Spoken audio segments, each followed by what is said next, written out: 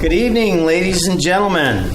Welcome to the Taft City Council Successor Agency Joint Regular Meeting for Tuesday, February 7th, 2017. As a courtesy to all, please turn off your cell phones or turn them on some type of vibrate. Silence them if you would. We're going to begin this evening's meeting with the Pledge of Allegiance led by the City Manager, Craig Jones, and an invocation by Scott Pearson from the First Baptist Church. If you would join us all, please. Salute. Pledge. I pledge allegiance to the flag of the United States of America and to the republic for which it stands, one nation, under God, indivisible, with liberty and justice for all. And let's pray. We praise you, God, for being the creator and the sovereign over the universe. We thank you that you have given us free will to be able to choose to serve you, to listen to you, to follow you. We thank you, God, for the leaders that you have put in place over us, from the city level all the way up to the federal. We thank you, God, for each of those men and women, and pray that you would speak to them, that you would give them your wisdom, that you would give them the ability to hear your voice and to put into place laws and regulations that will be of benefit to us in our nation. We do thank you for this country. We pray for your blessings on it as we listen to you, as we follow you, as we obey you. Thank you, God, for each and every person here this night, we pray. In the name of Jesus Christ. Amen. Amen.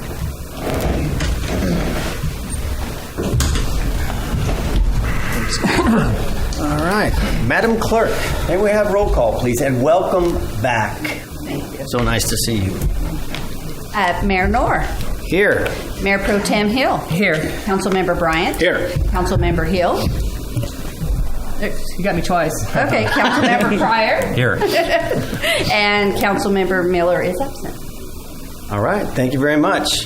First item on the agenda this evening, a study session. We're going to have a presentation from Hall Ambulance, Vice President John Surface, and this was an issue that was requested. I believe it was Mayor Pro Tem Hill that asked for this.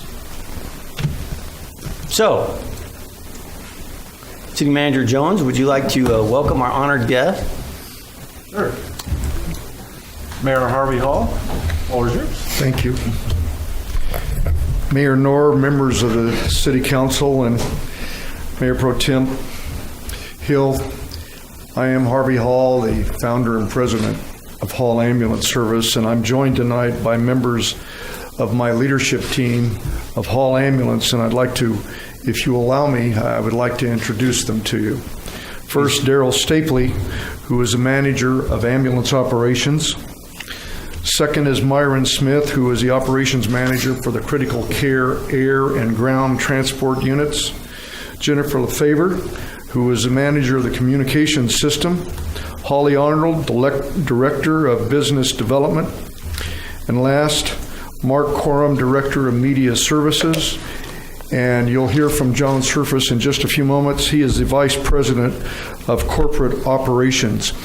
I first, before we get to John and his presentation, I want to first express my appreciation to all of you and to the city of Taft for allowing me to operate my ambulance company here in Taft for the last 22 years.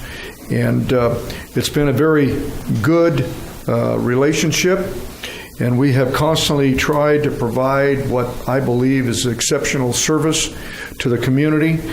We have our people that are constantly interacting with members of your community to make sure that we are fulfilling the needs of the Taft community. We pride ourselves on doing the best job possible for all of our rural communities. We now provide first-in paramedic service to 92% of Kern County.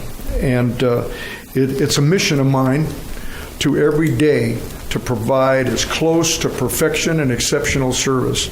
And tonight you're going to have an outstanding presentation that John and the leadership team have put together for your opportunity to learn all about Hall Ambulance. So thanks again for allowing me to be here, and I'd now like to recognize John Surface. Thank you, Mr. Mayor. I'm going to take you through kind of the history of EMS. It's important to understand it, how EMS is pulled together, and then our role in that, and how we are governed, and what rules we follow, and our contracts, et cetera. I know there's a lot of different questions that some folks have had, so we're going to try to answer those in this short presentation, but feel free at any time stop me. We're looking at this as a workshop, so if you have questions, stop me and ask, and we'll do our best to get through it. So pardon me while I reach down. So Hall Ambulance at a glance. We were founded by Harvey Hall on February 10th, 1971. This week will mark the 46th anniversary of Hall Ambulance Service. We provide advanced life support and basic life support service to about 90% of Kern County. We provide dispatch services to 100% of the ambulances in Kern County. We contract with Delano and Ridgecrest, Liberty Ambulance and Ridgecrest. We operate Kern County's only critical care transport team.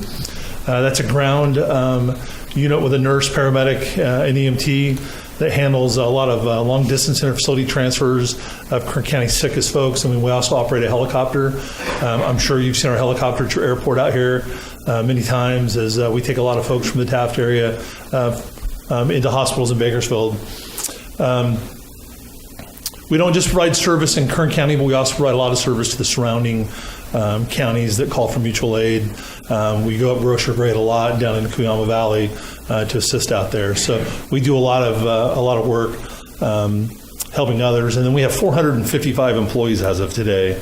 If you can imagine, 46 years ago, the boss and one other person, and one ambulance, one Cadillac ambulance, and now we're up to a fleet of almost 100 vehicles and 455 people, and that includes everything. We do everything in-house. HR, finance, all of our own maintenance, our station maintenance, the lawn, repairs. We try to do everything in-house. If there's a chance for us to hire somebody and put them to work, that's what we do. So Mr. Hall came to Taft in 1995 when he bought the firm from Myron Smith Sr.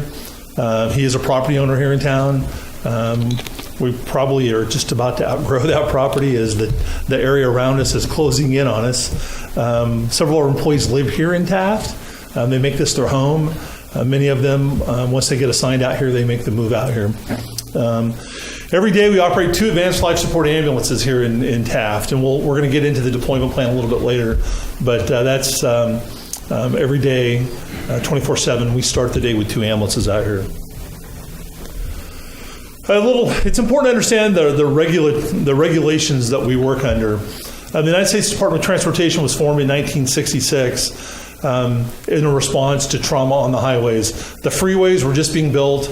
We were just getting into the interstates, and cars were starting to get faster.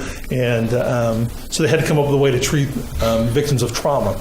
And so the Department of Transportation formed the National Highway Traffic Safety Administration, and they started, a white paper was written on injuries caused by trauma on the freeways, and they decided they needed to put a little bit of money, when I say a little bit of money, a little tiny bit of money into EMS.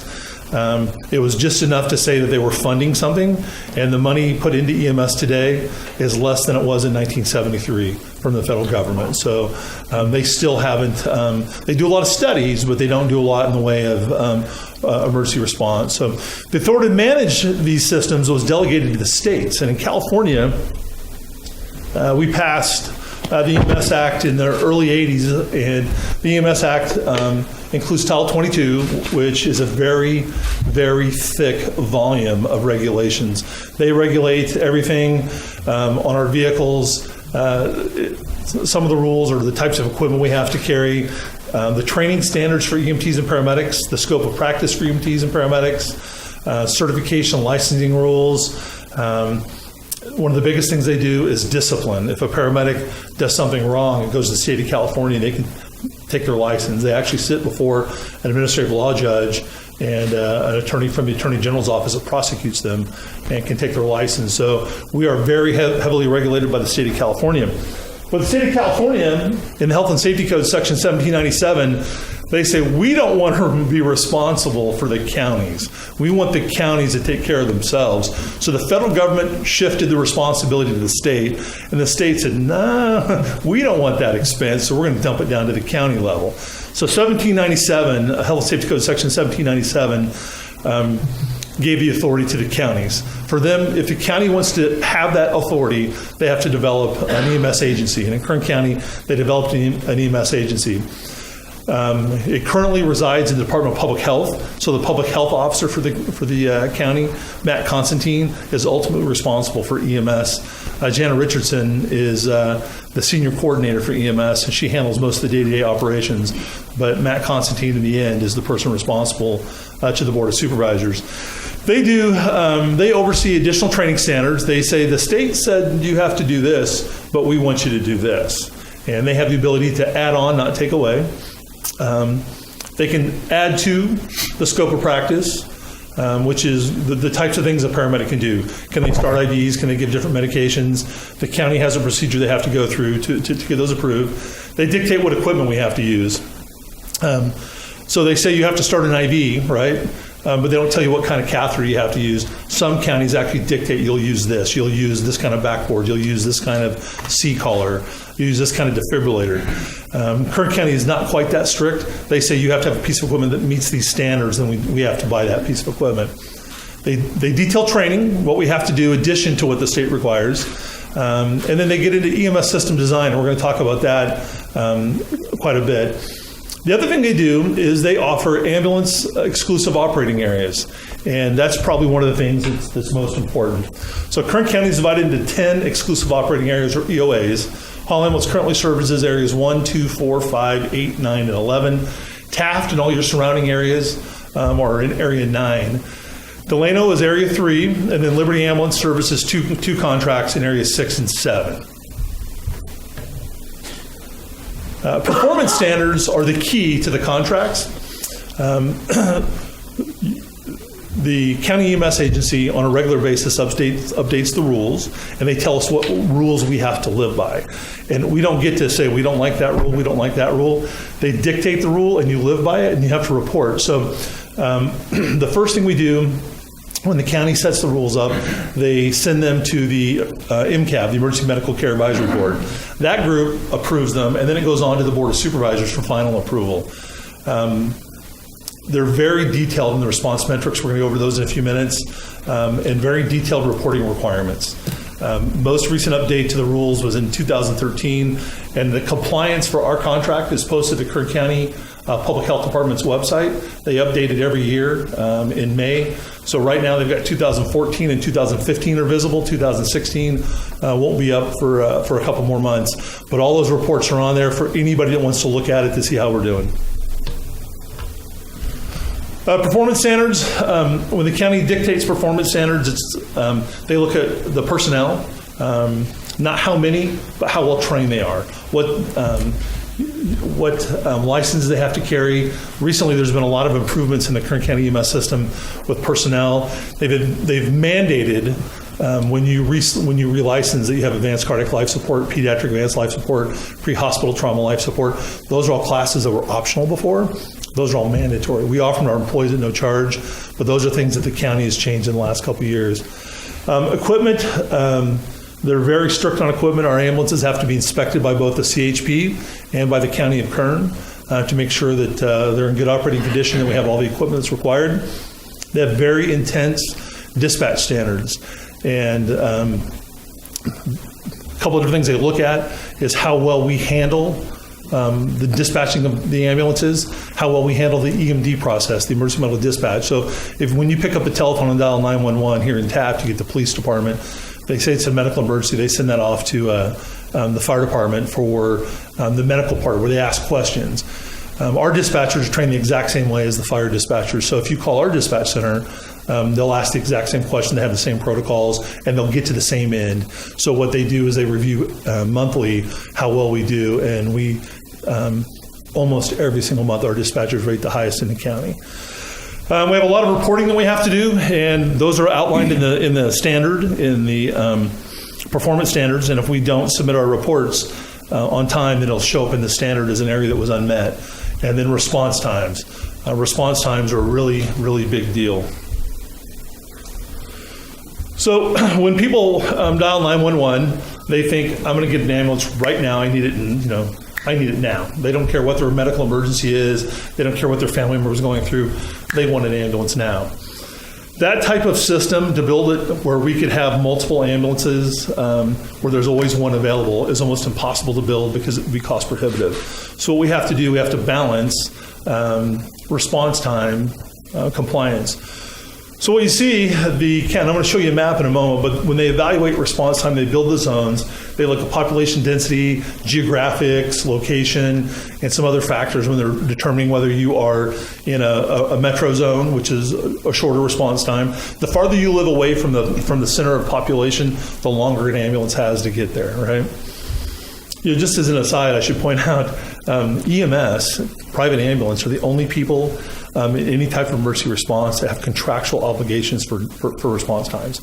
Nobody else has that. Police departments don't have it. Fire departments don't have it. And we're going to talk about hospitals in a few moments. When you get to the hospital, sometimes you're going to wait a really long time. They have no standard for when they have to unload our ambulances, right? So we're the only ones that have response times. We're the only ones that post our response times in relation to contract compliance. So that's important to know. Party 1 responses are the sickest people, right?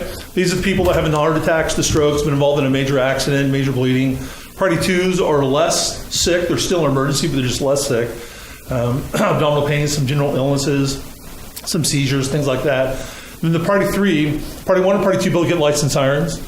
Right, so let's say that you were sitting at home and you're having some abdominal pain, and you called for an ambulance, and it comes out as a Party 2. And as an ambulance is driving to your house, somebody having a heart attack down the street calls. The one going to the Party 2 call gets diverted to the higher Party 1 call. So the sickest person gets the ambulance first.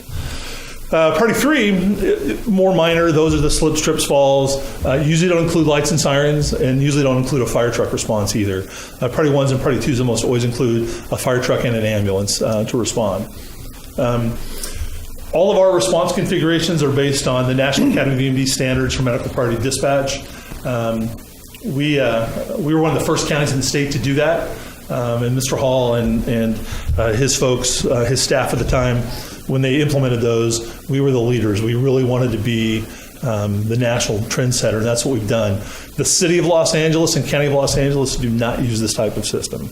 It's first call, first ambulance. So you've twisted your ankle, and the ambulance pulls up at your house, and your neighbor is having a heart attack. The person that twisted their ankle gets the first ambulance, and the heart attack waits for the second. So when you look at the biggest EMS system in the world, we certainly have some advances in Kern County they don't have in Los Angeles. So this map is a little bit tough to read because it's small, but you can see the different priorities. It has 4 different priorities listed. It has the metro zone. So the downtown part of Taft is the metro zone. As you move out to the edges of town, you end up in the urban zone. And then the suburban zone is even farther out. Rural is really far out of town, up into the hills and sparsely populated areas. And then there's the wilderness area, which is really wilderness. It's up the back road towards Pine Mountain Club. Some of that stuff is wilderness. By the way, all these slides, you guys, it's on your computer, so you can all have a copy of this, your staff, or we can email you a copy, however you prefer. So Party 1s in the metro zone, we get 8 minutes to get to the scene. Party 2s, we get 10 minutes, and then the Party 3s, the non-lights and sirens, we get 20 minutes. So you can see the lower the acuity of the call, the longer we get to get there. Does that make sense? So this is the map. Taft, the downtown area, is the red area. By the way, the total color section you see there is Zone 9. So it's not just Taft. It runs all the way up almost to Buttonwillow as part of Zone 9. Buttonwillow is actually itself is in the Shafter zone. They're together. But you can see downtown Taft is in the red area, the Ford City area, whatnot. Taft Heights, red. The pinkish area is as you start to get away from town, and then the blue is the rural area. So they update this each time. They updated this in 2007 was the last time they did an update.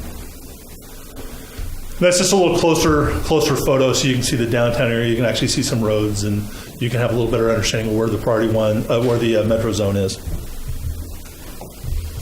So it's important to understand how an ambulance system is paid for, right?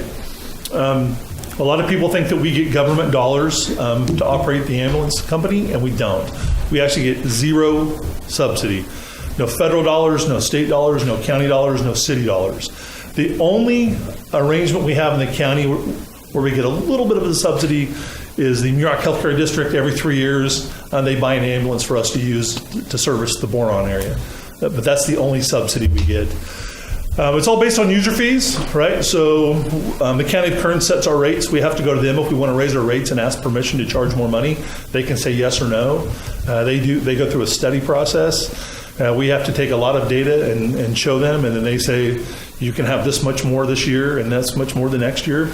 But we don't get to raise our rates. So I'm sure that you probably have some franchises here in town, whether it be television or garbage pickup, things like that, you have the same kind of setup. So for Taft, the Taft area, 12% of our customers out here have private insurance, 48% are on Medi-Cal.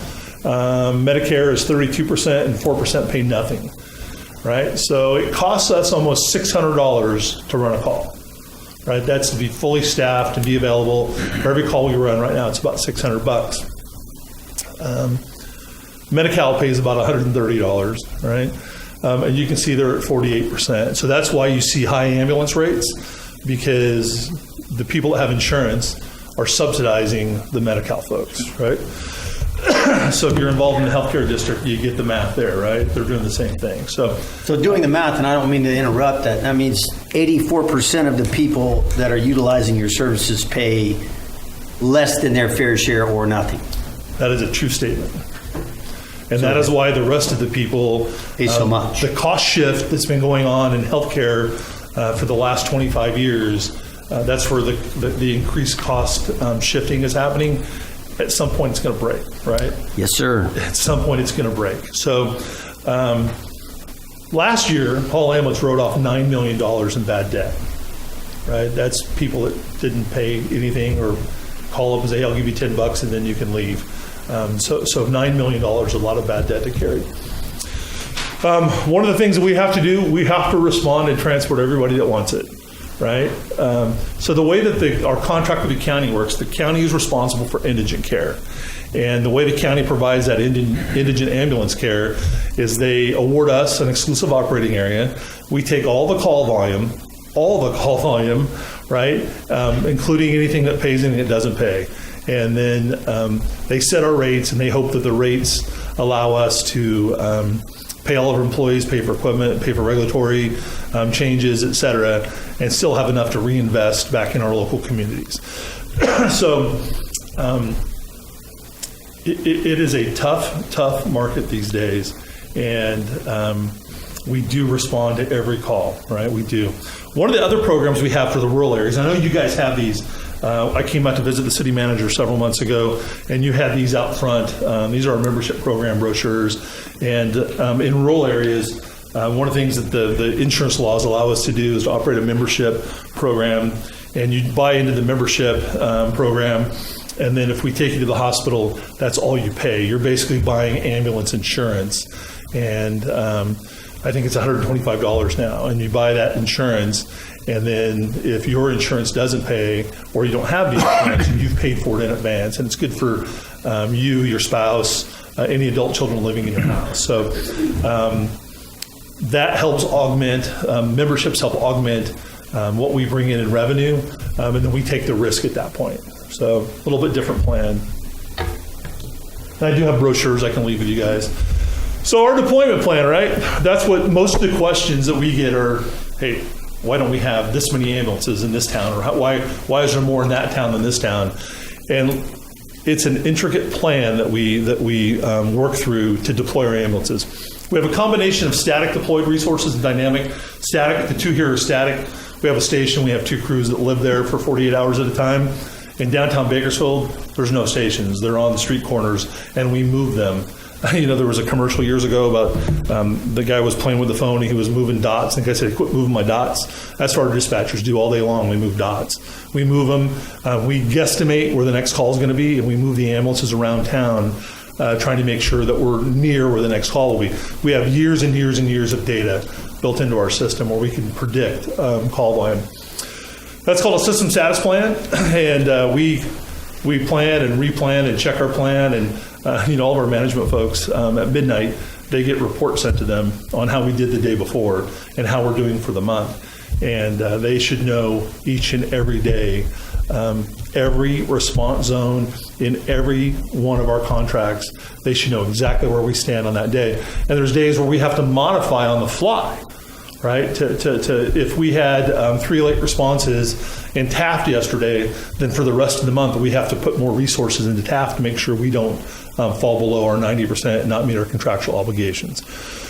So we look at call volume 20 weeks and annual averages. We look at time on task. Why does time on task matter?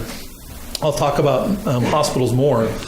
Right now, the Kern County hospitals have created almost an untenable situation with offload delays. We have trips in Bakersfield to local hospitals where we wait 4, 5, 6 hours to offload. So if you have an ambulance from Taft that goes to a hospital downtown and they are 9th in line and the hospital is full, it may be 4 to 5 to 6 hours before you see them. The average time on task for Taft, our units out here, is 2 hours and 18 minutes. That includes from the time we get the call, time we load up, drive downtown, offload the patient, wait in line to offload the patient, turn in the report to the physician, and drive back. We average about 2 hours and 18 minutes. I will tell you this, our employees that work in Taft, today when we recognized employees, remember we got 455 of them, the top 3 people for fastest turnaround times are from Taft, and 2 of them live in Taft. So our crews in Taft, they take their responsibility serious to get downtown, get offloaded, and get back to Taft as fast as possible. We have days where we have spikes in service, right? We can't, right now we average about 5.5 calls a day in Taft. If you get 5.5 in a day, that means there's a day where there's going to be 12 or 13, right? There's going to be days where there's going to be 2, right? So we have to try and plan for the spikes the best we can.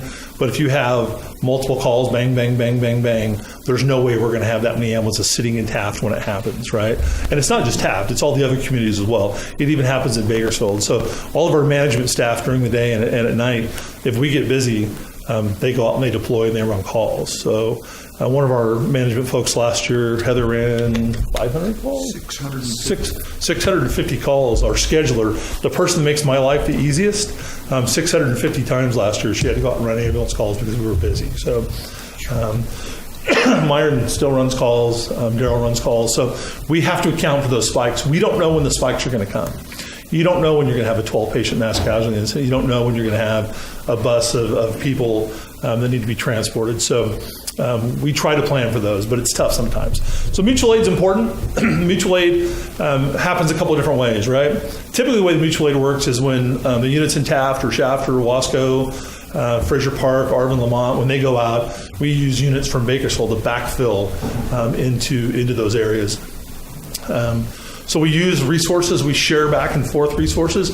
There are certainly times when Taft units, one of our units today, as they were driving out here, we have a rule that the closest ambulance responds to every call, right? If you are a father or a mother and you have a 2-year-old that's choking on a marble, you don't care that the ambulance says Taft on the side of it or Shafter on the side of it.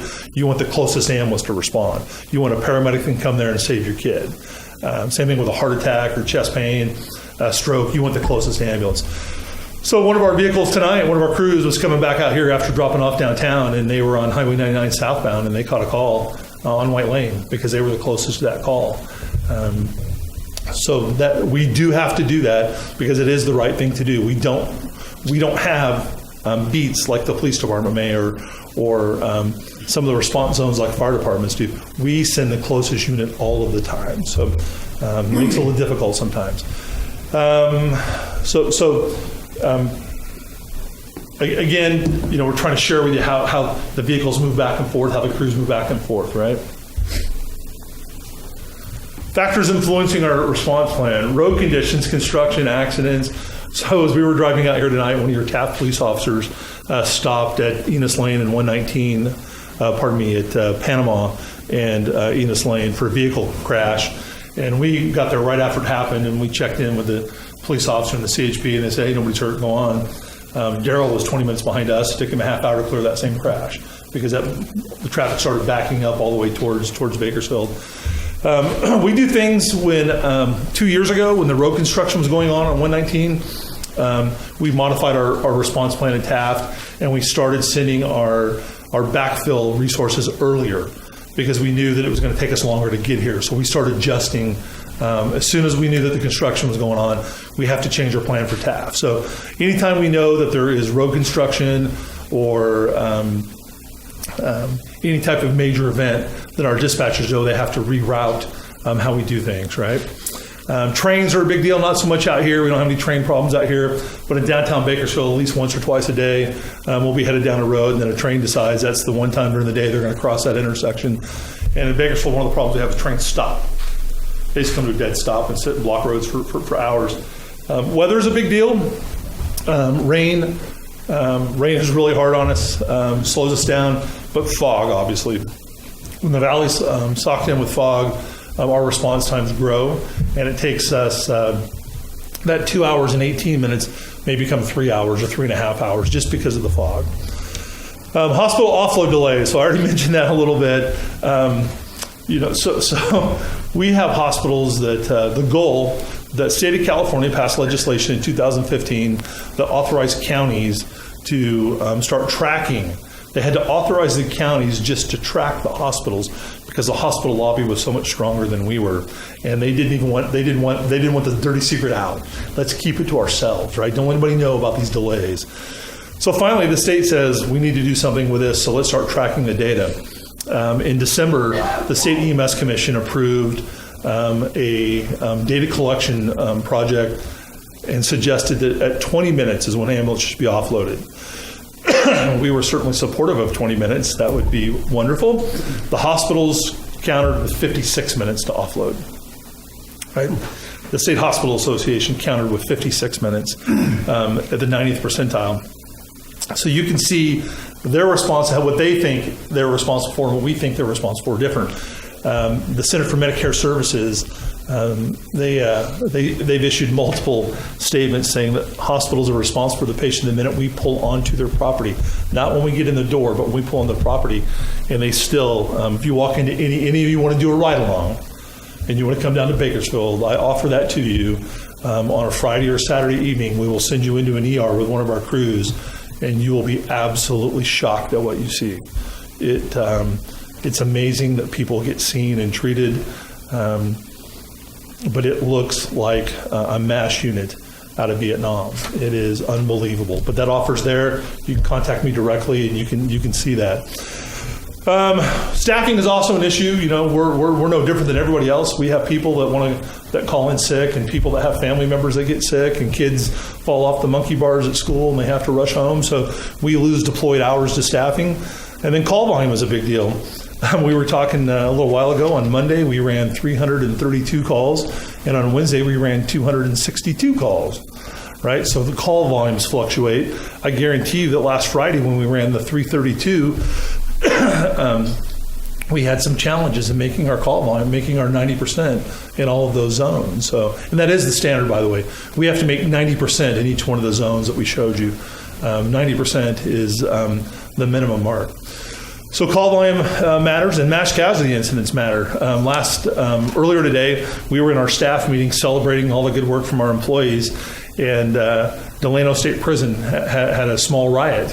And Delano sent all of their ambulances. We were asked to send a couple, and then we had to go handle the call volume in downtown Delano because they had all their resources committed. So if we're sending units from Wasco and Shafter to Delano, then we're sending units from Bakersfield to Wasco and Shafter. So there's a domino effect when you have an incident. When we responded to the school incident, we ended up having... At one point, we had about 7 ambulances assigned to your school incident. We ended up not needing 7 ambulances, but we had them responding. for the overspray that took place closer to Buttonwillow, but still it was in this zone. We send out a recall, ask our employees to come in, and we put 20 extra ambulances on the road. We do that now for the Erskine fire, for example. The Erskine fire was up in Lake Isabella. They decided to take that hospital and evacuate it. And so the ambulance company that has the lake, they only have 4 ambulances on duty. We put 22 on the road. And we went up and we were the ones responsible for evacuating that hospital. So mass casualty incidents are a big deal for us. We've got a system to handle them. We use a telephone recall system where I can type in on my telephone or a computer the message to come back to work, and the whole company gets the message within about 3 minutes, and they come running when we need them. So offload delays, I've already talked about that in depth, but last week we lost 150 deployed hours waiting to offload. 33 times we waited more than 90 minutes, and 42 times last week we waited more than 2 hours to offload. Right? That's a lot of time. That's a lot of time for your mom, your grandmother, your kid to be sitting on a cot waiting for care. So how are we doing, right? That's the question, right? We evaluate ourselves every day, and I got to tell you, the first person, other than me, because I get up a little earlier and I look at the reports, but when Harvey Hall gets into his office, if the reports don't look good, then typically he calls Jennifer LaFavor to verify the reports, because it's her department that runs those reports. And then he's calling one of us from operations and asking for what we're doing. And our jobs are based on the 90%. If we don't make the 90%, by the way, the penalty, if we don't make the 90%, is the county takes our contract away. That's how it works, right? So our motivation is great to make the 90%. So how are we doing? So Kern County posts the reports online. 2015 is the most recent set. For EOA 9, there were 324 response categories in 2015, and we met all 324 of those response categories in 2015. There's 72 reporting requirements. That includes raw data. We actually take the entire chunk of data out of our computer system. We send it to Kern County. That way they can go in and they can run the reports themselves to make sure that we're not giving them bogus information. So we just take the raw data, ship it off to them, and they can run reports on it as well.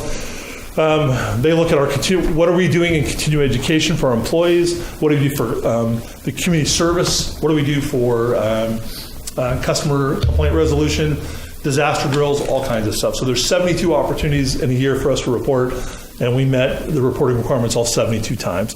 And that's the same for 2014 as well. So the 2 years that are posted are 14 and 15. 16 will come out soon.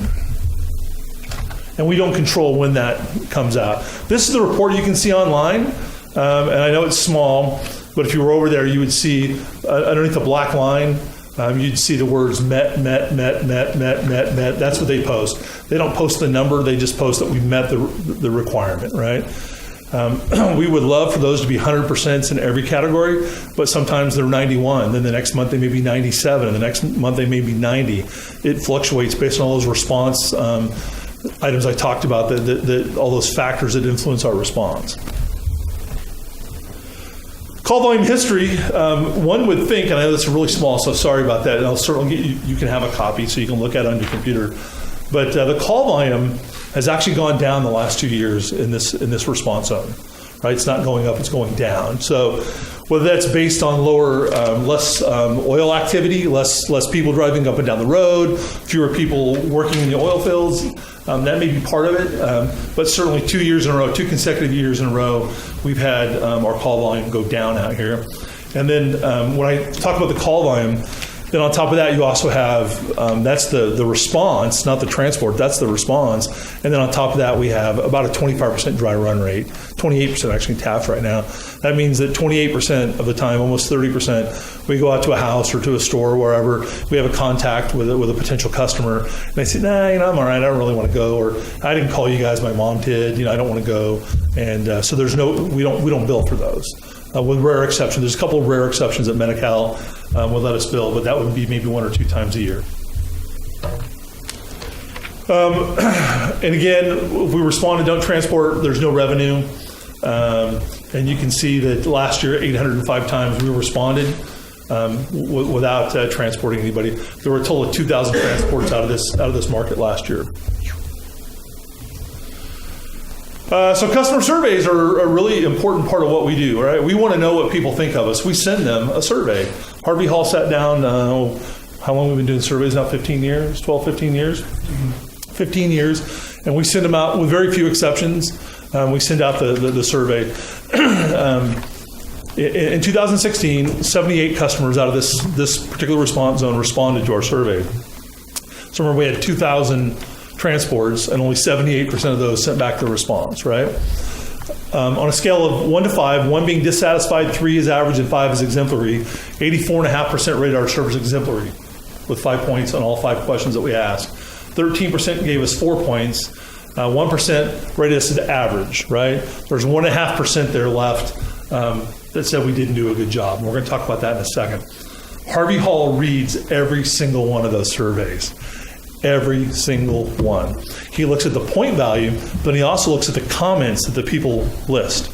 One of the frequent comments that we see is the ride was too bumpy, or the ambulance was stiff. So immediately he pulls that ambulance out of service and sends it to his shop to have the shocks and the chassis examined to see if there's a problem with it.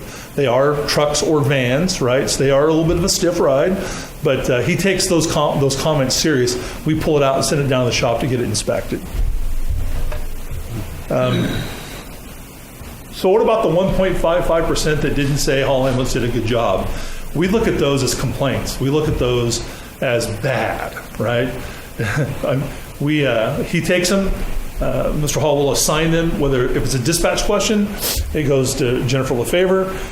If it's a quality service as far as customer service to the from the customer's perspective, they think we didn't do a good job, then one of our assistant managers does an investigation and they fill out a report.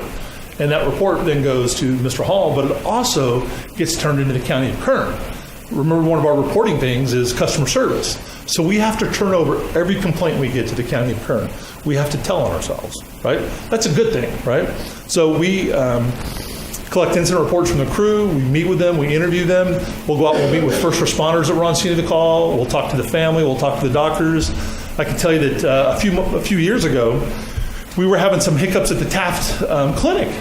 And Mr. Hall took it pretty serious. So he took his medical director. One of our employees is Ron Ostrom. He's a board certified ER physician. He called up Dr. Ostrom and said, "Hey, you need to go talk to those people in Taft and get hired to work at the urgent care so we can work on our situation out there." So Dr. Ostrom now works regular shifts. We were talking to Jerry Starr earlier, and he said he didn't work. He's not on the schedule enough, right?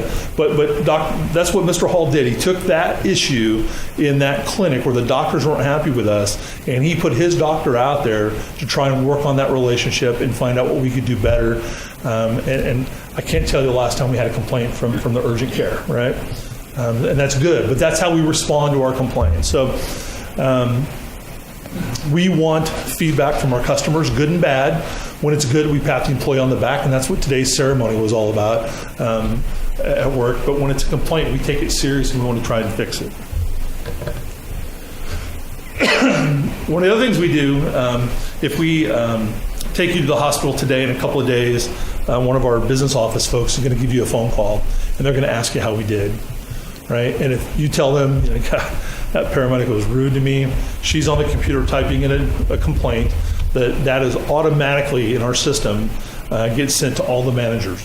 All the ambulance managers, our QA department can all see that, and nobody can delete those, not even me. I'm the one that built the system. It can't be tampered with. If a complaint gets entered in, it's in there forever, and nobody can. So what we have to do is then answer the complaint, and we've got a pretty good system for that. So we, when we get an actual complaint from somebody, we try to work through it. We're not always able to. Sometimes we have to look at you and say, "We're sorry, we didn't do a good job." Right? I can't go back and fix that now. We blew it. We're going to fix it moving forward. And that's what we did with the Taft urgent care. So, current staffing and deployment here in Taft. So 2 advanced life support ambulances are assigned to the station 24/7. We recently moved a BLS ambulance out of here. The rules for use of a BLS ambulance are very, very, very limited. They can only respond to the priority 3 calls. They can't respond to the priority 1s and priority 2s. But we do have a BLS unit out here during the day. The first few days we had it out here, they were really, really busy. And then yesterday they didn't turn a wheel. They just came out and sat and watched the grass grow. We may expand that as we go, but again, it's based on the call volume and whether or not it makes sense after a couple of months of collecting data. Excuse me, is this different than what we previously had, or is this the way it's always been here? No, we put that BLS ambulance out here about 2 weeks ago, right? Okay. We're still having problems getting crews back to Taft, right? So we sent a third ambulance out here during the day to try and make up some of the difference, but they can only respond on certain types of calls. What they do, they go on the lower priority call and the paramedic unit stays available. So instead of responding, you've twisted your knee, right, which is a legit reason to call for help. Instead of sending the paramedic over and then them leaving town, we send the BLS unit over. Okay. Does that make sense? Yeah. Unless the paramedic's on a priority 1 or priority 2, if he's on a priority 2 and then you get another priority 1 or 2 call in, the BLS ambulance can't respond to that. It can, but once they've responded up to 3% of the total call volume in Taft, we'd have to pull them out. They're only allowed in priority 1s and priority 2s. It's presumptive that they need a paramedic, that the patient needs a paramedic. Mm-hmm. And so if you use a BLS unit on more than 3%, then you're in violation of the contract. So my guess is that in the coming months, there'll be some discussions with us in the county of Kern to revisit that. It doesn't make a lot of sense to have paramedic units stuck transporting all the way to Bakersfield with a BLS patient. The other thing we've done with BLS units at the hospitals, in an effort to try and get our paramedics relieved at the hospitals, if a paramedic transports a BLS patient, a low acuity, low medical treatment requirement patient to the hospital, we're sending BLS units over to meet them and relieve them at the hospital. Remember, the law says that the hospital is responsible for the patient once we get there. Right. We can't put them on the floor, but we're not going to continue to tie up our most valuable resources waiting for 3 and 4 hours at the hospitals. The hospital CEOs, I'm on them every day on delays, trying to get our crews freed up. And they will tell you they don't have staff. They've got all the flu and all these different things. But we got to get them back on the road. So we're being very aggressive at how we're responding to getting folks back on the road, right? And whether it's getting them back on the road in Bakersfield, if it's a crew from Taft or Bakersfield or Shafter or Lamont, Arvin, it all is part of our system. And we need every ambulance on the road as fast as we can get it there. So we do backfill, but let me back up. We have a paramedic, a supervisor that's assigned to Taft. His response area is quite large: Fraser Park, Arvin, Lamont, Taft, Shafter, and Wasco. And he has to visit all those stations, and he's also sometimes required to staff an ambulance in those stations. So he's not in Taft 24/7. We start the day with him out here, but sometimes he has to go and do some other duties. So we backfill from Bakersfield and other communities, and we backfill based on availability. So a little while ago, when Delano was busy and we were running calls in Delano, of course, all the Bakersfield units were also busy, and we were having 2 and 3 hour delays. I get a text message, I'll bet you I've got 2 or 3 of them now, while I've been talking, saying that this unit are delayed at hospitals, right? And those go on all night long. I cleared my text messages 2 days ago, and when I sat down here tonight, I had 437. And almost all of those are system status updates telling me how the system is doing, letting me know where we're delayed and that we need more units. So earlier today, if both Taft units had gone out, there's no way I could have sent a unit right away because we were all shifting northward to handle the events in Delano. So we are always moving. The thing about Taft, we look at the distance for Taft from Bakersfield, and we look at the fact that Taft is a standalone EOA. It's not part of Bakersfield. It's not part of Shafter. It's not part of Buttonwillow. And so Taft is the last place that a resource is pulled from. It's the first place to get a resource back to, and it's been that way from the inception. So going back years, right, when I talked to one of the folks out here a few weeks ago, they said that we used to have 3 ambulances in Taft. And I said, no, you didn't. Well, there was one time when you did have 3 units in Taft. When your hospital first closed down, We worked with the hospital district to try and estimate what we thought the call volume would be. So we put a third ALS unit out here, and our call volume actually dropped the first 90 days after the hospital closed, right? So we pulled that unit out because we weren't seeing any more call volume. And right now, the issue really isn't call volume. I showed you the chart. Call volume continued to drop. It's really about getting units cleared out of the hospitals and getting them back on the road. That's our number one issue. And we're being really aggressive. I can tell you the CEOs of the hospitals don't like seeing my phone number, right? They don't like hearing me call. They don't like my emails. They don't respond to the emails now because I'm pretty pushy, right? So. But we do look at every response every single day.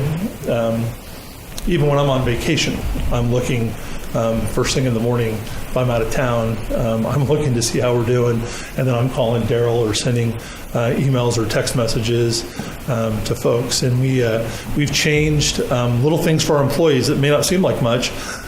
We used to let them come in 45 minutes for the end of their shift to clean their ambulance, to turn their gear in. We've cut that back down to 30 minutes now. Just trying to keep them in the system longer. We're doing everything we can to maintain as many deployed hours as possible every single day, right? So one of the questions was, why don't you just put a third unit out here? Well, a third unit equals 6 people, right? That's what it means, right? It's about $800,000 a year to have a third unit, right? Call volume is dropping, which means revenue is dropping. So it's tough to do that. And then you take the people away from Bakersfield to put them out here because we have a hard time, EMS in general has a hard time right now finding paramedics. We are a feeder program, unfortunately, for the fire departments. They love our people, especially Hall Ambulance people. Our paramedics are top-notch. They're well-trained. They're disciplined. And the CHP takes them, the fire departments take them, the police departments take them because they're good people. And that's one of the downfalls of being good at what you do is your people become sought after. So that's the presentation. Certainly free to take any questions you may have, any comments. So if we want that third ambulance, then you have to get in touch with the 12% of the people that are paying for the other 88% of the people that aren't paying their fair share or anything at all and see if they want to split the cost of that additional $800,000 a year. That's what we got to do, right? Yeah, it doesn't sound very easy now, does it? No. I will tell you just briefly from my personal experience. My son was heavy into motorcycles and racing quads and all that stuff. I have firsthand experience with your people, both in the form of ambulance and helicopter. And they were always very courteous and very professional. And as a father who sat there, and you listen to your kid screaming and he's got a snapped femur or whatever the case may be, you want somebody there as quick as you can get them there. And I have always been very grateful for the service that had been provided, even when I paid my share of the bill. But, when your kids are hurt, that stuff doesn't matter. So sure. I appreciate your service. That's phenomenal. When you think about things that are happening elsewhere in this country in other cities, in the city of Detroit, I believe it was last year, the average 911 response time was 52 minutes. Average 911 response time. A lot of that has to do with the degradation of the infrastructure, their budget woes, and on and on. But that's what happens when there's less and less money to go around. Then there's less maintenance, and there's fewer people, and there are fewer resources to draw from, and there are longer wait times. And in the end, in EMS, in critical situations, literally, people can die. If you don't have the right people there to take care of them, that's what can happen. And so if we let our budget continue to erode in the state of California and fewer people pay their fair share, and those that do, they continue to shrink because they finally retire and leave the state, it's only going to exacerbate the current conditions. So I thank you for a great presentation and answered a lot of questions. Now what I'm going to do is I'm going to turn it over to the Mayor Pro Tem. She asked that this take place, and then I'm going to let all of these fine folks up here field questions if they have, but I thank you very much for your presentation. You're welcome. I also thank you. It was very informative. We recently had people coming in and they were very concerned about the differences. Now, I don't really understand what those differences were. How are you different in your service to Taft than you were, say, a few months ago? Because this was a big deal and I wasn't quite sure I understood exactly what was different, or if it really is different, or if it's just perceived as being different. There may be perception that it's different. We have only had 2 ambulances in Taft for the better part of rarely are there 3 ambulances in Taft. So my thought was the response time, like, when ambulance A goes out, then there's an ambulance that's on its way over. So what we did when the construction started on Highway 119, we started backfilling when the first ambulance got a call, not the second ambulance when they got a call, right? When the construction was done, we went back to the original plan that had been in place for 20 years, right? So that changed. So we increased our response diligence when the construction started on the highway, not 119, on Taft Highway there. That's when we started sending a unit because it was going to take them longer to get here, right? So we did probably a year ago make that change and stop doing that. Then the hospitals hit us, and they hit us hard. And so it's tougher to get a unit out. We don't have many days, even if we wanted to send it on the first call, we couldn't because we're sitting at hospitals waiting with 15 or 20 ambulances for 2 and 3 hours to offload, right? Our employees downtown work 12-hour shifts. We pay them for 14 and 15 and 16 hours because they're stuck at the hospital. So there is a small, what some people perceive as we took an ambulance out of Taft. It's not what happened at all. We gave some additional, we had our backfill happen earlier when the construction was going on. And then as soon as that was over, we pulled that back to when the second call comes in. So one of the things that we're looking at now is, well, do we need to go back the other way? Maybe, but we have to look at the total system. And, if you've only got 1 ambulance in Bakersfield, that happens. 1, 2, 3 ambulances in Bakersfield, right? It's hard for us when you've got 500,000 people with 1 ambulance, and here you've got your population with the 1 ambulance. It doesn't make sense to send that ambulance out here, so there's 2 here and none there. So we balance that, and sometimes it's hard. We have a team of people that sit around the table and bang their heads trying to figure out how to move the pieces. But it's a study in progress. It changes. The system evolves and changes every day. So the BLS unit that we talked about, we look at, to me, although Party 1 is the most important call, for me being late on our Party 3 is the most offensive personally, because that means that was the longest response time. So I look at it backwards. I'm like, oh my God, we got a 27-minute response. Are you kidding me? We got to fix that. Right, so the BLS units can help fix that because most of the Party 3s are BLS, right? And then that in turn frees up the ALS unit for Party 1s and Party 2s. So we look at data and data and data and data, and we try to move the pieces of the puzzle almost every day. People float ideas, we try them, and we go, whoa, unintended consequence there. Our response time actually got worse. Let's fix that. And we go back the other way. But our employees, they put in a lot of extra hours right now. I think what possibly might have happened in this particular case is they had an incident where you were probably trying to offload and they were waiting for somebody who had a heart attack or something. And if you're not there, you're not there. Right. So the perception was that the service wasn't the same. Right. So when that call first surfaced, one of the stories we heard was that the Taft ambulance was on a call in Shafter at Wasco State Prison or somewhere up there. And we investigated that, and that wasn't true. What happened was both units in Taft got calls, and we didn't get a third unit out here before the third call came in. That's what happened. And we were busy. So that third unit was on Highway 99 approaching Taft Highway when they got the call. That's a long haul. I don't care how, no matter how fast you drive with lights and sirens, that's a long haul to get here, right? And I think it was reassigned to somebody in the end. They may have been on Enos Lane, and they were another crew responding to a call was canceled, and they were 6-7 miles closer. So, and we do a lot of reassignments. If you listen to our radio system, you'd pull your hair out listening to the number of reassignments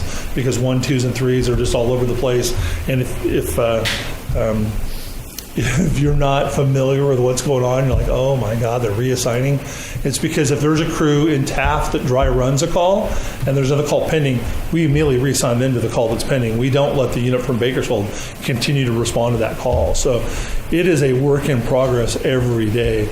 And certainly, we didn't even know that you had a public safety committee until 2 meetings ago. Myron Smith came out to the last meeting, and he does a lot of good stuff for us, but in the end, I'm ultimately responsible for the plan. So I'm going to start attending those meetings myself.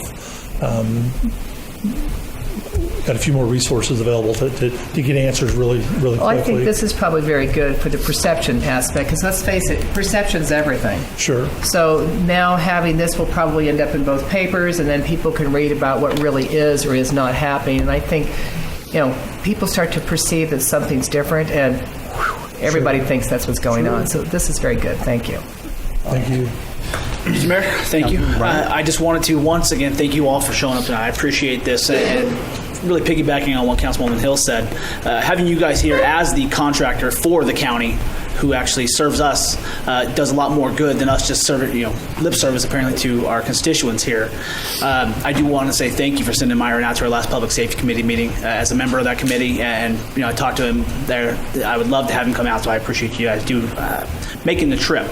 But just to confirm, what you did say was that the process for dispatching that third unit was only a temporary response instituted pre-construction or after construction. That wasn't something that was here. It started about a month into the construction.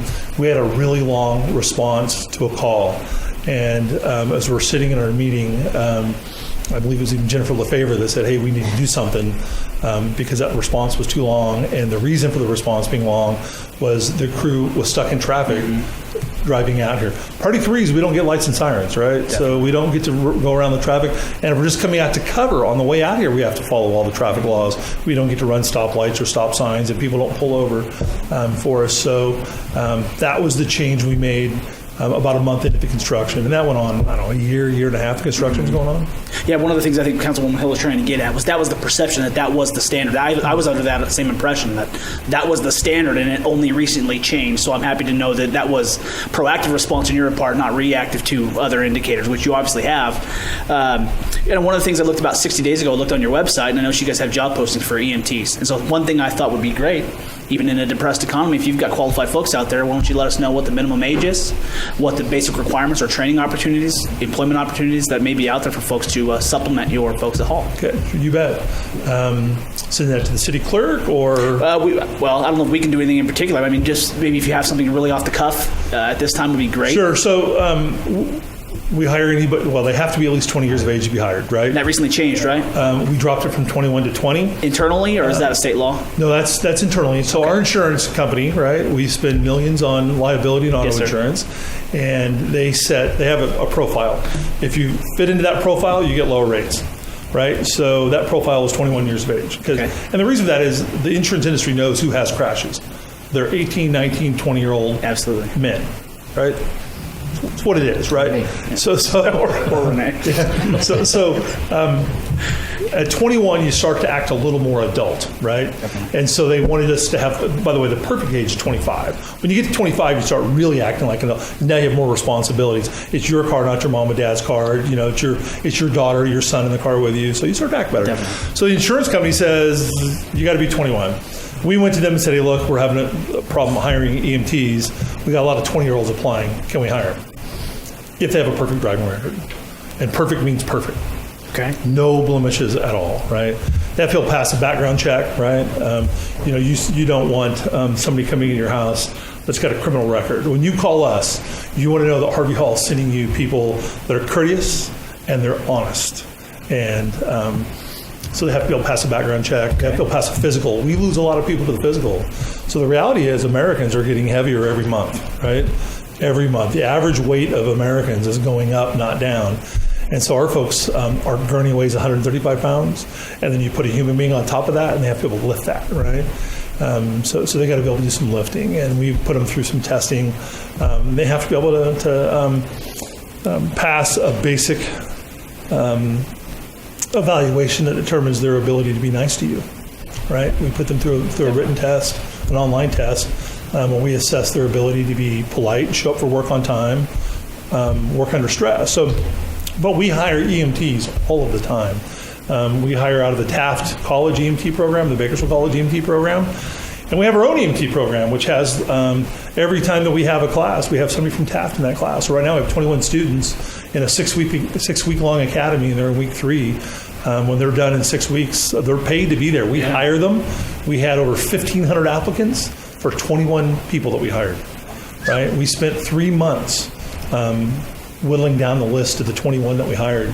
And so it's a phenomenal program. Then the other thing that we do, because there's a paramedic shortage throughout the United States, if you go online and look up paramedic jobs, you'll find postings for $25,000, $20,000 sign-on bonuses, right? We can't afford that. So what we do, we take that money, and Harvey Hall sends his employees to paramedic school. He pays them to be there. He turns them into paramedics. You take a good EMT, he pays their tuition, he pays them to sit in class, he pays them for their internship, he pays for everything to turn them into a paramedic. And we've had to go that route to fill jobs, right? It's tough. It's a tough market out there. It's a tough market. Well, I mean, you look nationally, the issues with nursing shortages, obviously, is probably Same thing. that. The county's struggling finding paramedics, and as soon as you guys get a good one, obviously they're poaching that. So at least you know you're putting out a good product. And then the hospitals take our employees and turn them into nurses. Absolutely. So, I actually wanted to echo what Mayor Norb mentioned about relations and incidents. I've had one myself 4 or 5 months ago. I had my son was actually airlifted out of, taken out of my house, had in a ground unit, airlifted out of Elk Hills. Had nothing but a fantastic interaction with those folks, and I've actually been very blessed to be in ride-alongs with our local PD, and had a couple, actually both times, have interaction with the EMTs there. And extremely professional, consummate professionals, and very, very proactive, very, very professional, and I'm very thankful for you guys to be here and for the service you provide. and again, all of you at any level of city government are invited. 2 things. One, come down to our comm center and sit with one of our dispatchers and watch what they're doing. It's phenomenal. But then also get on the ambulance in Bakersfield and do a ride-along and go to those hospitals, and your jaw will drop. Right? But thank you for your time. Thank you. That's all I have, Mr. Mayor. Councilman Thank you. Cryer. Thank you, Mayor. I'm not too concerned. You satisfy my Taft, and my concerns on the other end. I wish the hospitals will follow your procedures or protocols. So do I. Because how many people meet their maker waiting at the hospital in an ambulance? Have you? You guys been looking at text messages or any delays right now? It can be at any given time. It could be 12 or 15 ambulances waiting to offload. How many of them die waiting in the ambulance, or? So I would never say that publicly if they died waiting on an ambulance, because I. As far as at the hospital, sitting in the parking lot, waiting for them. Well, we don't wait in the parking lot. We take them in. We take them inside, right? We just can't get them off the cot. We take them inside. And we clutter up the hallways in the hospitals. The statewide term is we hold a wall, right? You push the gurney up against the wall, and we try to not use that term. We try to use offload delay, because that's what it is. It's an offload delay, and it's the hospitals that have to help us with that. Some of the hospitals are very proactive. I will tell you that probably not the number of people want to hear, but or the hospital they want to hear, but Kern Medical is one of the top in the county for offload, one of the best, right? So if you're like, I'm really in a hurry to get to a hospital and get offloaded, Kern Medical is a good spot to go. Russell Judd and his staff have done a phenomenal job flipping that place. And there's no shame in going to Kern Medical. That's a top-notch organization right now.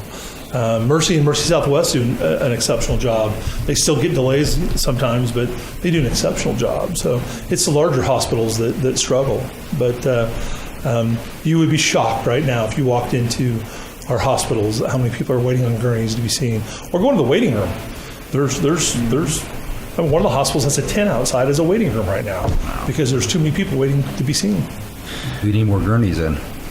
They need more nurses and doctors and more floors. Gurneys. And yeah, absolutely. Okay. Now, while you're So right now we have 9 ambulances waiting to offload. when you pick up a patient, River City, and going to the hospital. Right. Now, I assume you're communicating with the hospital, with the patient, on how serious it is, and and how quick they can take him into the triage. Or right. So we call them and we tell them, hey, we're on our way from Taft, and the patient's a 50-year-old male that fell and twisted his knee.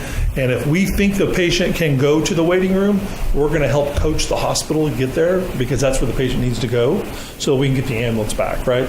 Customers don't like that. They think when I dial 911, I'm going to a private room in an emergency room that smells really nice, has a soft bed, they're going to put warm blankets on me. They end up in the waiting room with 150 other people, and they get really upset with us. But it's based on triage. It's based on the sickest people get seen first. And if you've twisted your knee, you may end up waiting a while. No, that's my concern is, you go to the hospital, you get to the hospital expecting to get admitted, right? And you have that delay in there.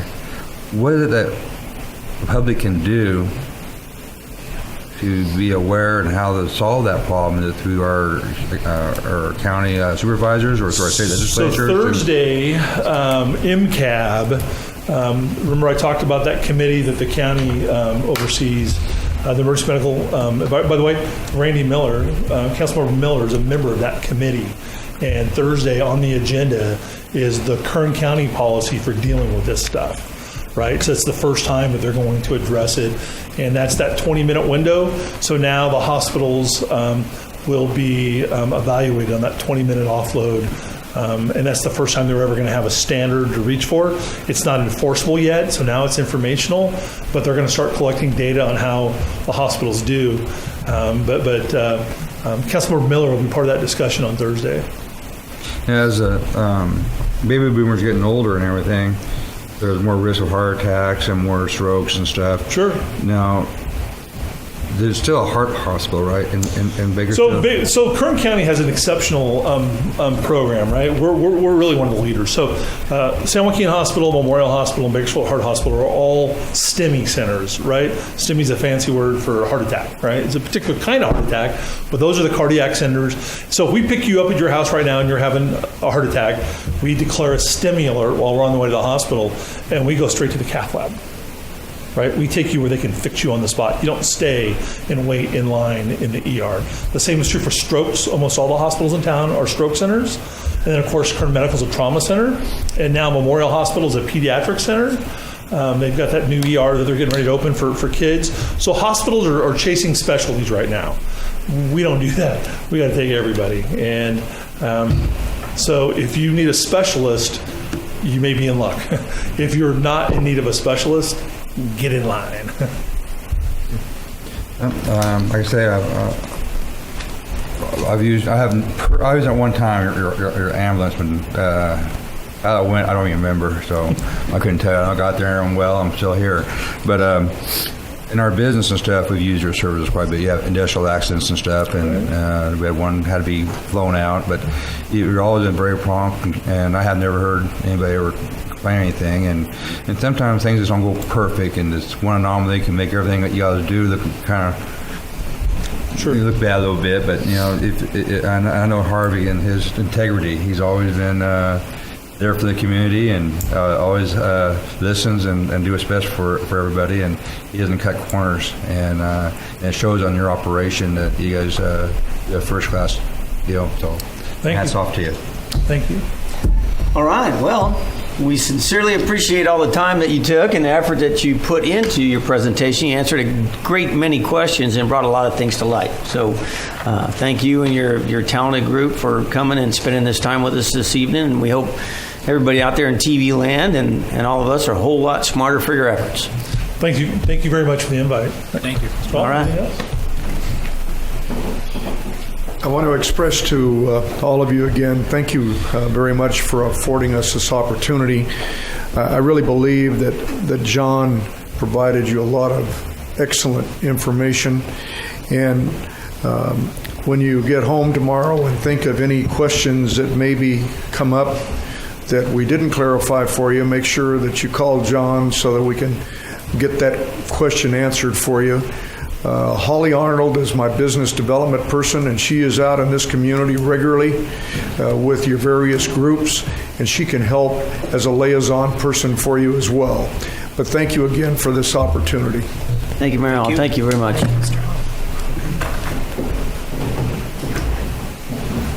think we set a record. Okay. Thank you, sir. Still down. I'm gonna put one of those right there in my wallet. Thank you very much. Okay, that was a great deal of information.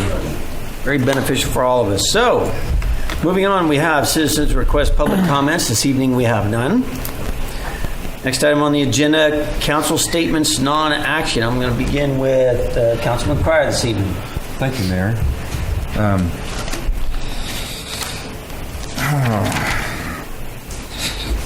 This week, there's a lot more things happening, but some of it's probably a little too late. You know, you didn't have your tickets for the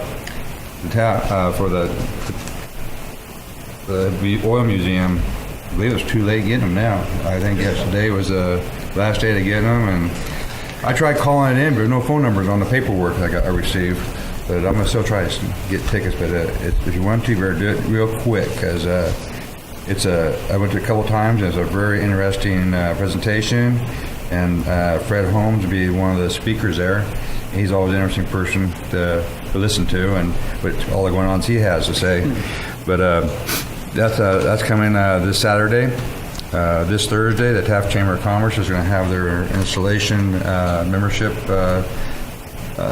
banquet, and there's still tickets available for that. They're $50, and starts at 5:30. Come out there and have a good time. There'll be a lot of restaurants out there showing off their wares there, their appetizers. They've got some awards to some well-deserving Taft citizens for jobs well done in different categories. In fact, our councilman here has been receiving one for Volunteer of the Year award. What he's done for the Little League, and other great people that's going to be recognized and well-deserving. It's hard to keep up. Another thing I was going to bring up is if anybody likes the outdoors, or like helping out, volunteering, or be on a committee, the Rocky Mountain Elk Foundations are looking for volunteers and committee members. So if anybody's interested, you can get a hold of me if you like, or probably best we get a hold of me, and I can get you the right connection to be part of it. They do a lot of great things, preserving and propagating elks in California and all over the nation.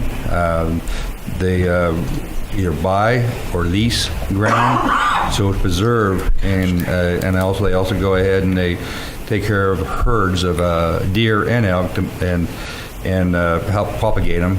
And also they thin them out too, because if herds are too big, they will don't survive as well. But they move them around and make them bigger, especially the elks. But it's a good organization to be part of. And there's a local chapel here in Kern County, and it's a lot of fun. And pretty much, there's just too much going on. I can't keep up with it. I keep saying it all the time to different council members, but it seems like everybody says nothing to do in Taft. But I try to dispel that myth. There's just so much going on. It is happening. Depending what you're looking for, and so if you're ever looking for something to do, I'll get the local newspaper. Got two of them here in town to look at, and just make up your mind which one to go. We got a great Fox Theater to go to. You got to use it. We need to go there and participate and watch all the great movies there, because if we don't use it, we can lose that theater. It's really shaky grounds, and with the tough times we're having, we need to take advantage of it. The same thing with the fort. They tried all they can to have fundraisers and stuff in order to keep the fort existing, because there's a lot of maintenance involved in the fort. You got the walls there decaying, you have the electrical, the plumbing, the infrastructure, and then the personnel in order to run a thing. So it's really important that we use our facilities we have. The Petroleum Club, the same thing. We're the oldest petroleum club in the nation. They have things once a month on Industry Night. Participate. Go to the first Wednesday of the month and have a nice, good tri-tip dinner, and you might win a prize or two. And in the museum, is open, it's all volunteers. It's free to go there. It don't cost nothing, but there's so much there to see and do. I've been there many times, but each time I go there, there's always something I hadn't seen or from the times previous. And it's always interesting to do here in town. But that's all I have to say. It's just want to let everybody know there's thoughts to do here, and especially when you have friends come over, family member, take them out and show them our great city. That's all I have, Mayor. All right, thank you. Councilman Bryant. Thank you, sir. I know Councilman Cryer mentioned the chamber installation there, so thank you very much for the recognition there. It's very difficult to put into words how honored I am to be recognized, but without equivocation, I can tell you I don't do it for recognition. Absolutely the last reason possible. If they never gave me a certificate, never gave me a recommendation, I'd be out there working twice as hard. So I appreciate it very much, but I'll be back out there tomorrow pounding the pavement for all the different causes. But to really piggyback on what Councilman Cryer said, February 16th, Coffee with a Cop. One of the things that I'm very, very happy to see going here in the town. Very happy to see. Is it still going on, Chief? Okay, good. I'd like to hear that. The interaction that not only our local PD, but the local the sheriff's deputies who are assigned out to this substation, the local California Highway Patrolmen, they've embraced that, and I'm really, really happy. I only hope that we continue to get more involvement from the local citizens who want to know more and endeavor to know the struggles that these folks deal with. But it's more to get a familiarity with those folks. And I'm very happy that they've made the effort to extend the olive branch in hopes of learning more about the people they serve. And so I thank you very much and look forward to that happening 9 o'clock, February 16th at the Taft Union High School CTEC building. That's all I have, Mr. Mayor. Thank you. All right, thank you. Mayor Pro Tem Hill. Thank you, Mayor. Dr. Rowan was unable to be here tonight, so she asked me if I would read off the names of all the people that are being honored at the Chamber this on Thursday night. And as Councilman Cryer said, it is 5:30 at the Fox Theater. There are still tickets to be sold at the door.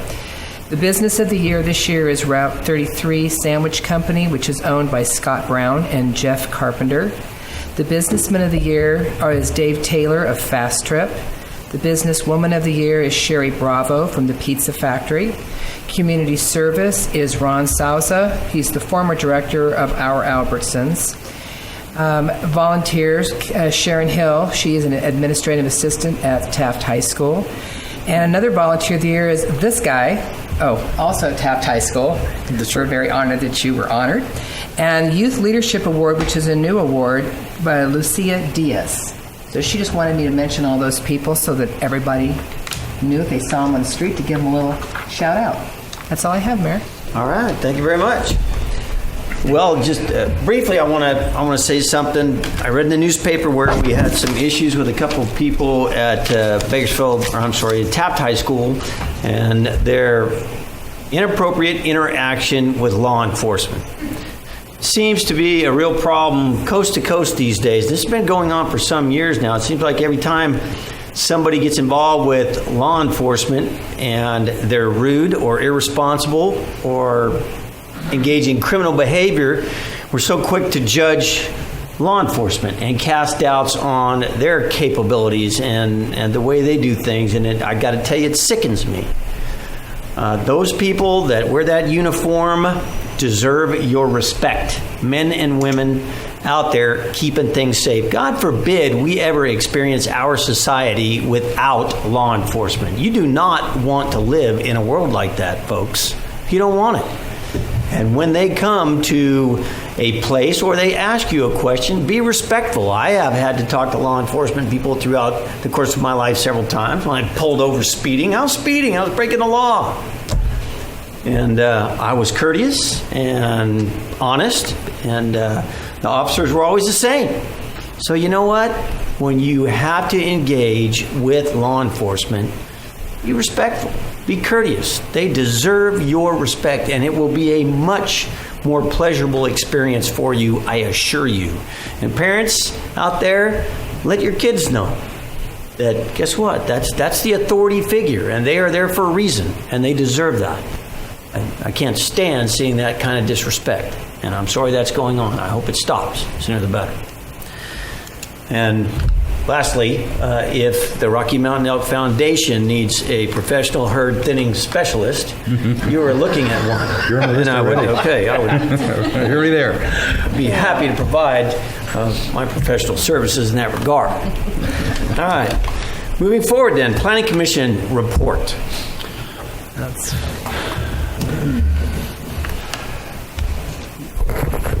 Good evening, Mayor Norm, members of the council.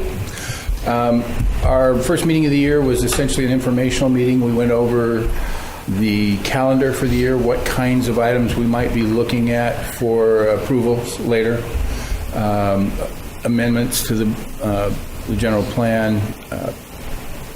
To be honest with you, it's going to be, we'll see from now on what actually shows up at each hearing, depending on Mark's time and ability to cover all of it. So rather than trying to outline when something might occur, I'll just say that it was a nice update for the year, and we're looking forward to another good year working with Mark on planning-related issues. All right, very good. Being proactive and pro-business. Excellent. Keep that going. Department reports. No department reports this evening? All right. City manager statements. City Manager Jones. Thank you, Mayor. I have none tonight. All right. City attorney statements. No statement. All right. No statement tonight. Future agenda requests. Do we have any future agenda requests this evening? None? All right. Well then, moving forward, we have the consent calendar. Consent calendar items 9 through 12. All items listed on the consent calendar shall be considered routine and will be enacted by one roll call vote. There will be no separate discussion of these items unless a member of the City Council requests specific items to be removed from the consent calendar for separate action. Any item removed from the consent calendar will be considered after the regular business items. Items are number 9, minutes for the January 17th regular meeting. Item number 10, payment of bills, about $1.7 million worth. Item number 11, finance and human resource staff to attend Tyler Munis, that is not a boys band, by the way, the Munis is a computer program. 2017 annual training in San Antonio, Texas on May the 7th through May the 10th, 2017. And item number 12, new rate structure to receive and treat industrial and commercial wastewater at the Taft Municipal Wastewater Treatment Plant. Are there any individuals in the audience that wish to speak on any of these items? Seeing none, are there any of these items that any member of the council would like to remove from the consent calendar? No? I would. Number 12. 12. All right. That being the case, at this time I would entertain a motion to approve consent calendar items 9, 10, and 11. So moved. Second. I have a motion and a second. May we have a roll call, please? Councilmember Cryer, Yes. Councilmember Bryant, Yes. Mayor Pro Tem Hill, Yes. and Mayor Knorr. Yes, that passes on a 4-0 vote with one absentee. Next up, item number 12. City Manager Jones. Thank you, Mayor. City of Taft offers service at the wastewater treatment plant to treat commercial and industrial wastewater through septic receiving station. City staff's evaluated the cost of equipment, maintenance, and treatment of wastewater and has recommended the rate to be set at 7 cents per gallon with a minimum charge of $40 per load dumped, with a new rate structure taking effect March 31st, 2017.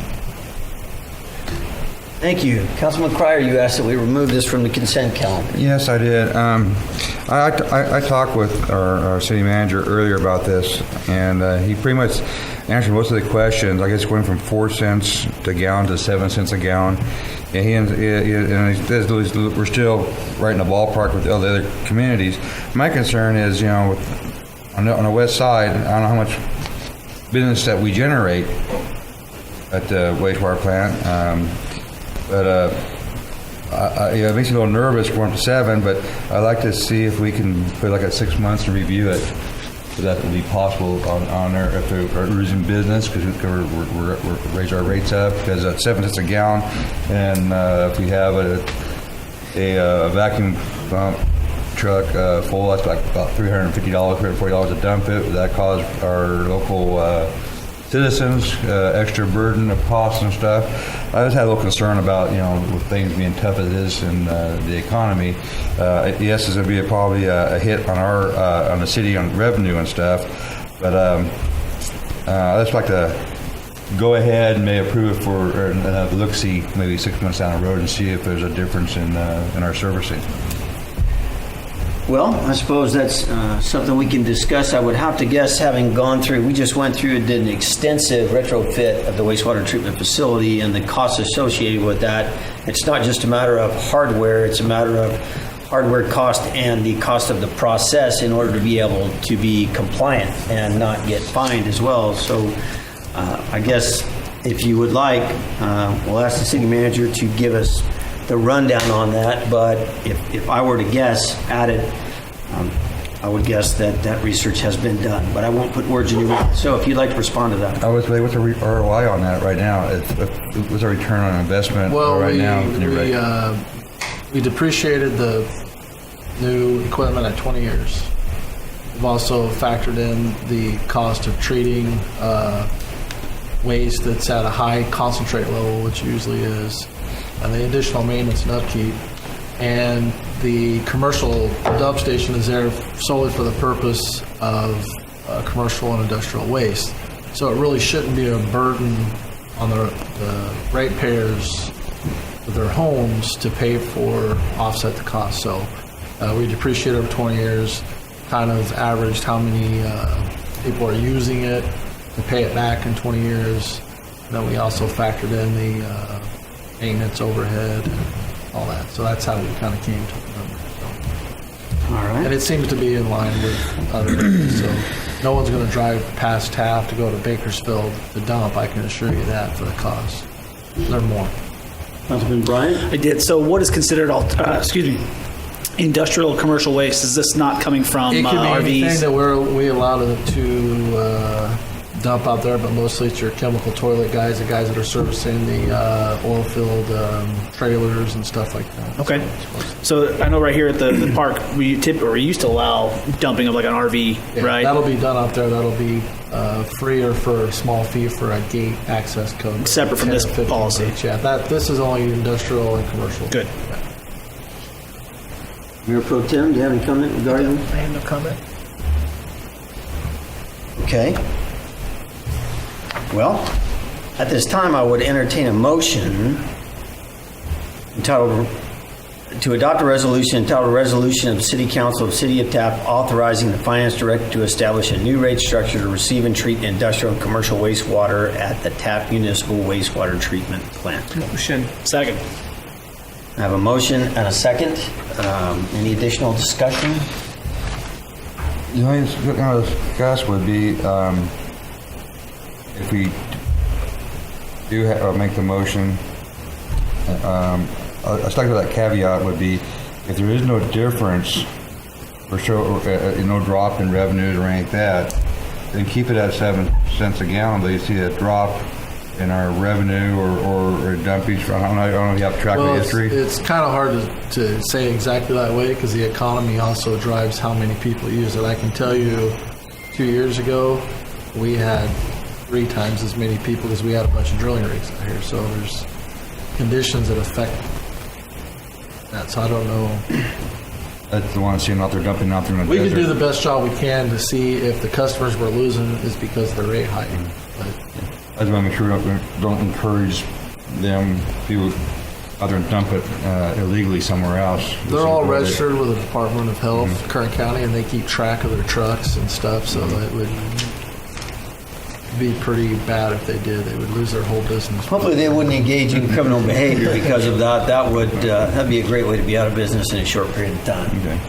But I'm sure that within 6 months or later on this year, we can get an update on just exactly how those things are going. Good. Thank All you. right. In that case, at this time, I have a motion and a second. May we have a roll call, please? Councilmember Cryer? Yes. Councilmember Bryant? Yes. Mayor Pro Tem Hill? Yes. And Mayor Knorr. Yes, and that passes on a 4-0 vote with 1 absentee. All right, next up, closed session. We have a conference with real property negotiator Craig Jones, city manager, government code section 54956.8, 2 cases, 725 San Emilio Street, 132 Center Street. And thank you all. This adjourns our regular meeting.